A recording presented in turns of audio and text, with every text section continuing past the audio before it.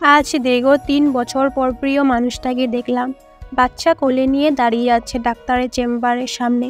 প্রচণ্ড ঘামছে আর অস্থির হয়ে যাচ্ছে। অ্যাকাউন্টারকে বলছে একটু তাড়াতাড়ি করেন। ৩ বছর পর একটু দেখে থমকে গিয়েছিলাম। আর এমন জায়গায় দেখা হবে কল্পনাও করতে পারি নাই। এমন অস্থিরতা দেখে আমি থাকতে পারলাম না। দ্রুত উঠে গিয়ে তার দিকে যেতে লাগলাম। পরক্ষণে মনে পড়ল সে চিনে ফেলবে তো আমায়।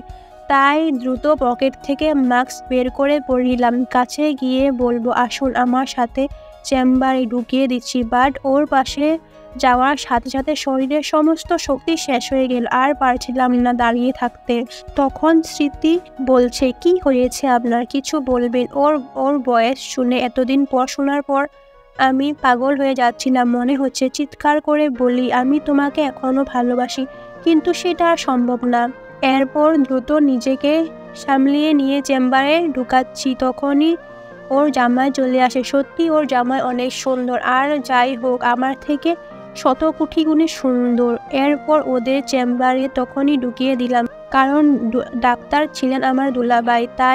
তাই সিরিয়াল ছাড়াই ঢুকিয়ে দিলাম। আর আমি বাইরে বসে অপেক্ষা করতে লাগলাম। কিছুক্ষণ পর বের হয়ে স্মৃতি বলছে, অনেক ধন্যবাদ, আপনি না থাকলে আজকে অনেক দেরি হয়ে যেত।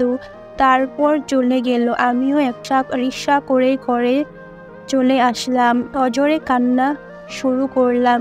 রুম আটকি। হঠাৎ একটা নোটিফিকেশন আসলো। চেক করতে গিয়ে দেখি ৩ বছর আগে বন্ধ হওয়া আইডি সবুজ বাতি জ্বলছে। একটা ছোট্ট মেসেজ, কি মনে করছো তুমি? মাস্ক পরলে কি আমি তোমাকে চিনতে পারবো না?